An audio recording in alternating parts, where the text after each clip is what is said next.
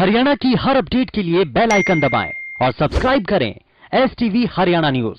चाहे वो इंजीनियर्स की हो, जो भी कोई इस प्रकार की जॉब ओरिएंटेड ट्रेनिंग होती है, उसका एक प्लान होता है लंबे समय का कि आखिर हम ट्रेनिंग उसकी कराएं जिसकी डिमांड आज है, साल बाद होने वाली है, 2 साल बाद होने वाली है, उसके हिसाब से प्लानिंग करनी पड़ती है। एक समय था कि इंजीनियर्स की बहुत डिमांड थी, इंजीनियर कॉलेज खूब खुल गए, पॉलिटेक्निक खुल गए, सब हो गया।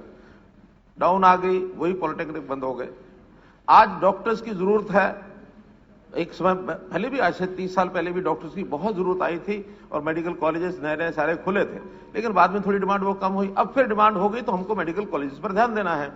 सोई टीचर्स का है। टीचर्स का आज हम देखते हैं जेबीटी टीचर्स की डिमांड हमारे पास नहीं है। क्यों नहीं है? एक तो आज की डेट में हमारे जेबीटी टीचर्स, ये ठीक है, पोस्ट कई बार सैंक्शन हो जाती है तो पोस्ट सैंक्शन को देख के लगता है कि आज भी डिमांड है, लेकिन जो रिक्वायरमेंट है, रिक्वायरमेंट के हिसाब से जितनी पोस्ट सैंक्शन है उतनी रिक्वायरमेंट नहीं है।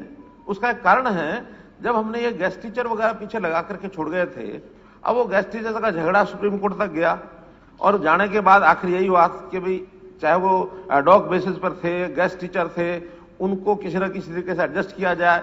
यहीं बैठ करके हाउस में हमने डिक्लेयर किया, ठीक है, इनको हम परमानेंट अपॉइंटमेंट तो नहीं मानते, लेकिन इनकी नौकरी को आखिरी समय तक, इनके रिटायरमेंट के समय तक नहीं जाने देंगे। उसका कोई प्रावधान हमने कर लिया है, एक्ट पास करके ही किया है। वो भी 12-14 हजार कितने थे, एग्जैक्ट संख्या मुझे याद नहीं, लेकिन उन सबको भी एडजस्ट करने के लिए हमको थोड़ा सा उसमें एक एडजस्टमेंट करनी पड़ी थी कि एजुकेशन का 1:30 का एक नॉर्म ये सारे देश भर में है, अपने यहां भी वही था, लेकिन उनको एडजस्ट करने के लिए हमने उस नॉर्म को 1:25 किया, ताकि 5 बच्चे कम करके फिर वो संख्या बढ़ा दी जाए। ये नहीं मानना चाहिए कि 1:25 हमेशा के लिए हो गया है। जैसे ही टीचर्स की संख्या थोड़ी जो अवेलेबल है इस समय, उनकी संख्या कम होगी, हमको अगेन 1:30 पर जाना ही होगा, क्योंकि आखिर जो नॉर्म सारे देश का है वो हमें भी वही अडॉप्ट करना है। एक बात। दूसरा, जो न्यू एजुकेशन पॉलिसी की बात बताई कि 2030 तक लागू करनी है, आप लोगों की जानकारी के लिए डिपार्टमेंट ने भी, सरकार ने भी बैठ के फैसला किया, हमने ऊपर इन्फॉर्म भी कर दिया कि न्यू एजुकेशन पॉलिसी की अच्छाइयां देखते हुए हमारे यहां सिस्टम सारे ठीक हैं, हम इसको 2030 तक नहीं 2025 तक लागू करेंगे। और ऐसा मैंने केंद्रीय शिक्षा मंत्री को बता दिया, उनका बहुत अच्छा है। एक ऐसा एग्जाम्पल हरियाणा सेट कर रहा है कि सबसे पहले पूरी न्यू एजुकेशन पॉलिसी हम 2025 तक लागू करेंगे, इसलिए जेबीटी टीचर्स की जरूरत हमारी कम होगी। एक बात। फिर अगर ट्रेनिंग ज्यादा होती है तो वही लोग ऐसा मान करके हमने जेबीटी कर लिया है, कल को एचटेट, ये जो एचटेट है ये जेबीटी का भी होता है क्या? जेबीटी का भी होता है, हाँ। तो एचटेट में भी जाके पास कर लेते हैं, और पास करने के बाद लंबी लाखों की संख्या में लाइन लगती है। उनको लगता है कि हमने इतने सारे टेस्ट पास कर लिए, सरकार ने टेस्ट ले लिए, हम पास भी हो गए, हमारी नौकरी सरकार दे। क्यों नहीं देती? लाखों आज भी एचटेट संख्या, क्योंकि प्रश्न ऐसा पहले होता तो मैं शायद संख्या लेके आता, लेकिन बड़ी संख्या में। और फिर जो 5 साल का टाइम पीरियड था एचटेट का, हमने 2 साल बढ़ाया कि इसको ठीक है 7 साल लागू रखेंगे। डिमांड क्या आ रही है? थ्रू आउट लाइफ, पूरा समय इसको ओपन करो। जब हम बाकी शिक्षा की डिग्री थ्रू आउट करते हैं तो ये 5 साल या 7 साल डिग्री को मान्य रहती है। एचटेट पास तो फिर पास, कभी भी नौकरी लगे। अभी कुछ ना कुछ तो विधान बनाया है सबने। 5 साल बनाया एचटेट का, उसको सोच के ही बनाया होगा, हमने नहीं बनाया, हमारे से पहले से बना हुआ है। अब 7 साल किए तो इसलिए शायद 2 साल की रिक्वायरमेंट इन्हीं में से पूरी हो जाए। हर साल एचटेट का पास होना, टेस्ट होना है। तो ये कंपटीशन में जो लोग ट्रेंड हो रहे हैं, जितनी जरूरत है उस हिसाब से करना चाहिए, वरना ये बीएड की तो सारे देश के कई प्रांतों में दुकानें खुली हुई थी। अल्टीमेटली जम्मू कश्मीर के बीएड को हमको बंद करना पड़ा। तो सर आप दुकानें कह रहे हैं, उनमें तो एडमिशन आज भी खुले में, उनमें नॉन अटेंडिंग है सर। मेरा कहना है सरकारी में अगर एडमिशन करवाएंगे बच्चा अच्छे से पढ़ लेगा। अपने रिस्क पर पैसे खर्च करके कोई लेता, हमारी कोई गारंटी नौकरी तो है नहीं। जब हम कहते हैं हमें जरूरत नहीं है, जब हमें जरूरत नहीं है, हम क्यों ट्रेनिंग देंगे? जहां जरूरत है वहां देंगे ना। हम स्किलिंग डिपार्टमेंट दुनिया भर के हमने चलाए हैं, स्किल यूनिवर्सिटी बनाई है, 10,000 12,000 लोगों की स्किलिंग की ट्रेनिंग हम हर साल देंगे। भाई जब टीचर्स की हमें जरूरत नहीं है, हम उन सेंटर्स को क्यों आगे बढ़ाएं? हमारी कल को जरूरत होगी 2, अभी तो डाइट 22 है ना, हर जिला 22 है। अगर हमें जरूरत होगी हम 50 भी खोलेंगे।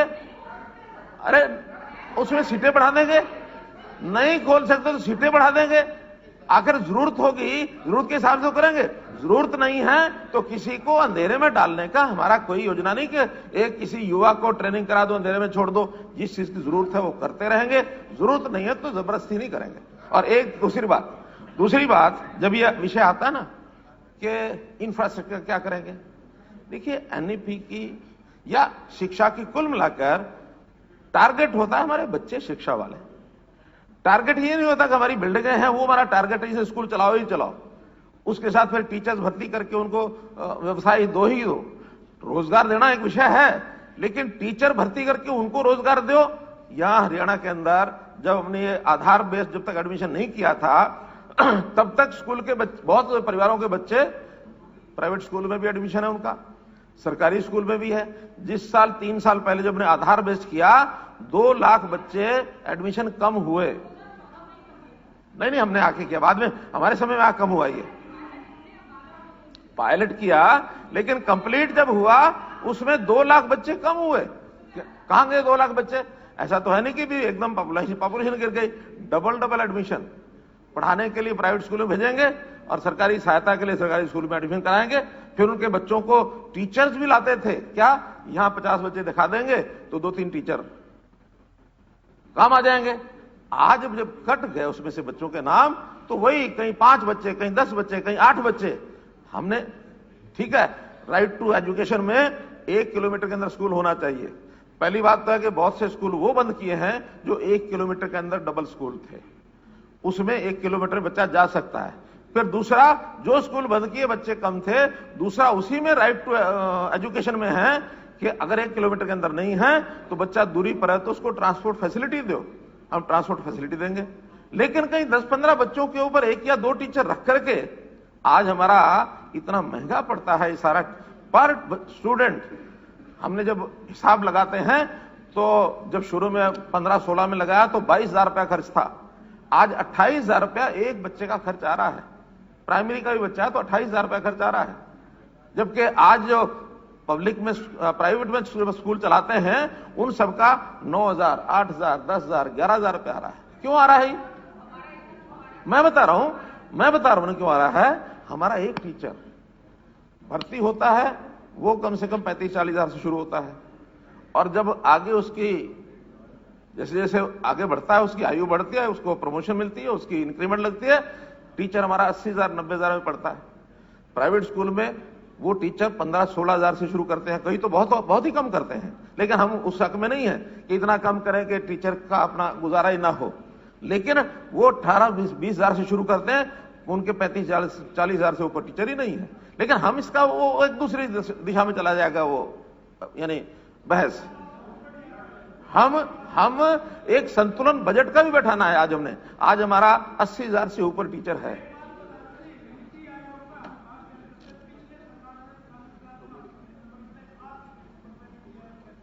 आप पैरामीटर निकाल के ले आओ, अगर कहीं आपको अंतर लगे तो उसका डिस्कशन कर लेंगे। आप निकाल के ले आओ। धन्यवाद। माननीय एक विषय रह गया किरण जी का रह गया। देखिए, करता हूं।